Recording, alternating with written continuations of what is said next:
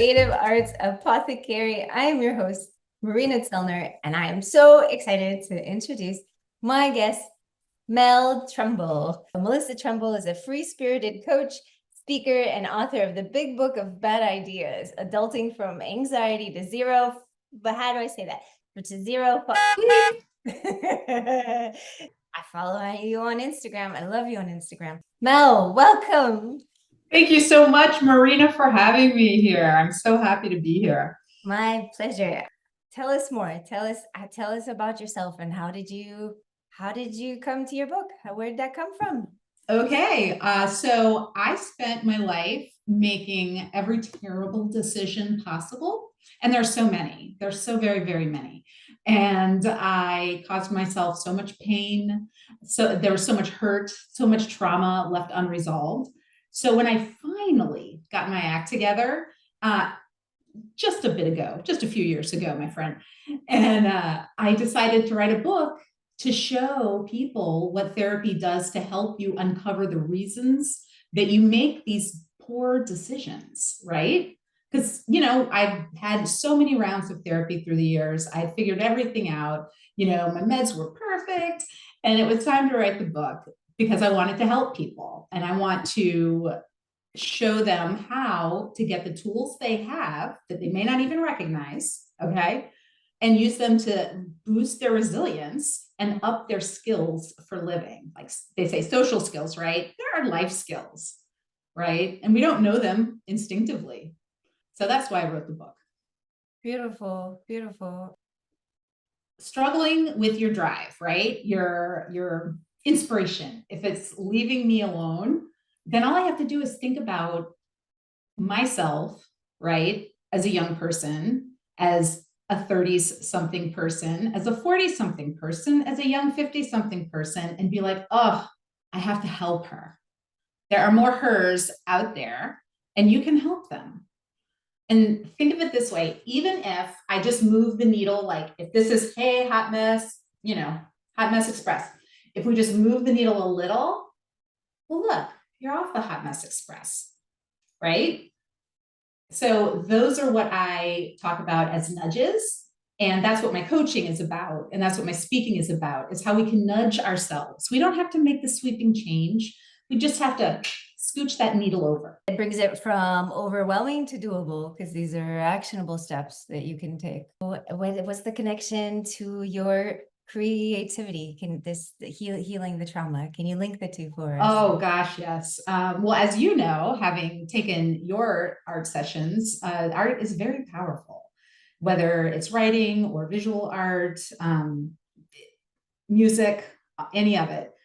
And being able to express myself in an irreverent way about really difficult topics helped put everything in perspective for me, right? I'm not the only person who has this flavor of fuckery and shenanigans.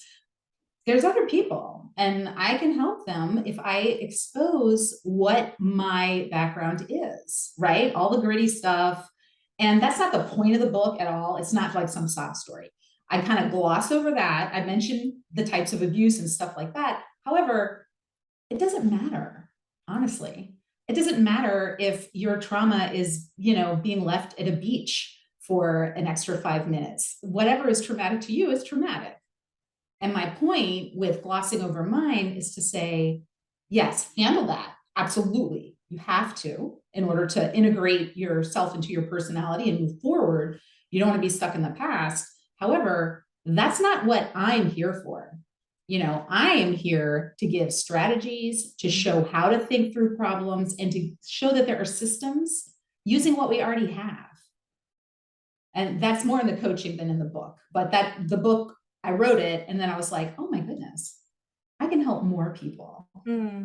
I love that. It's like instead of, just being stopped by any trauma or waiting for it to be over, for life to become perfect, you're like, I'm going to answer my creative call. You're called to make a book, and you talk about this. You say first, let's work through, like, writing the book is simply da, da, da, da, da, da. Let's Right. let's work through what's stopping you. Yeah, writing the book is done. And then the exciting part for me is like helping different individuals. Just, I'm sure it must be the same for you as people process, the class I was in on was about forgiveness. And it was very motivational and very moving. And I felt the same level of like the emotional well coming up as I did when I was writing. And so you get that creativity working, and it helps us see possibilities. It's easy to see something and be like, oh, well, I can't do anything about that. But if you're someone who dabbles in creative pursuits or is focused on creative pursuits, you understand that opening your mind and your heart and seeing possibility in a way that if you don't do creative things, I think you're just not going to, right?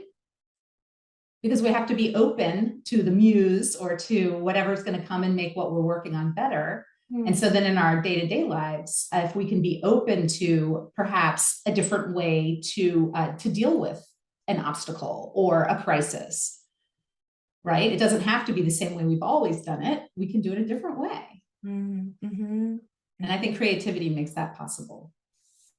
Absolutely. But how do you enter that discomfort? How do you enter that place? Like, how do you know you're going to get through to the other side? So life is going to have times that just plain suck and they're terrible. And that's going to happen regardless of my attitude events will happen that are painful, and there's not much I can do about that. That's going to rain down upon us. Okay. What I can do is lean into the fact that I know that I am resilient. And while I can't prepare myself for every turn of events, I can definitely prepare myself to rely on my resources and my abilities to find a way through difficult times. And if it's difficult to write about my personal story, if it's humiliating, if it makes me feel raw and vulnerable, good. Because I knew that was going to help someone else who felt raw and vulnerable and didn't want to talk about their stuff, recognize that there are other people who are doing it. And maybe a little talk therapy might help. Maybe a little, let's read this book a little more. Let's read some other books. Let's educate ourselves. And I just want to be part of that. And the reason I wrote it as I did, with this irreverence, and I know the cursing isn't for everyone, I wanted to reach people who had some grit, and perhaps that was the protective layer, because that's definitely something I did for decades. You know what I mean? I was just larger than life. I had this toughness, and I was strong and I could get through anything. But in the meantime, I'm quaking in my shoes, just trying to figure out how to get to lunch, much less the whole day. When you bring that up about other people, you're like the person, who's cutting you off, or the person who's losing it outside. And, just to have that compassion, I think that's so big, is coming from a painful place. You might be like, I don't want anymore. So you kind of open up. It's like, oh, you're probably feeling it too. And you're probably feeling it too. That's big, Especially now. I mean, with the pandemic and with political things being so extreme and like vengeful, it's easy to get on the defense and stay on the frickin' defense, and that's not an open-hearted, loving way to live. And I think life is much better lived open-heartedly and lovingly. That's really beautiful. Yes, absolutely. Absolutely. I think for a long time, I walked around like very kind of dark, and sort of I decided that things are meant to stay dark. Like, we can have a sense of humor, but it's going to stay dark. So what really spoke to me is how you talk about, these joyful possibilities, these loving opportunities. So it's so powerful to come out of darkness, out of a dark situation, and not only see the light for yourself, but always also tell other people about it. I think that's really powerful. How do you do that? How do you keep your mind open to the joy of it?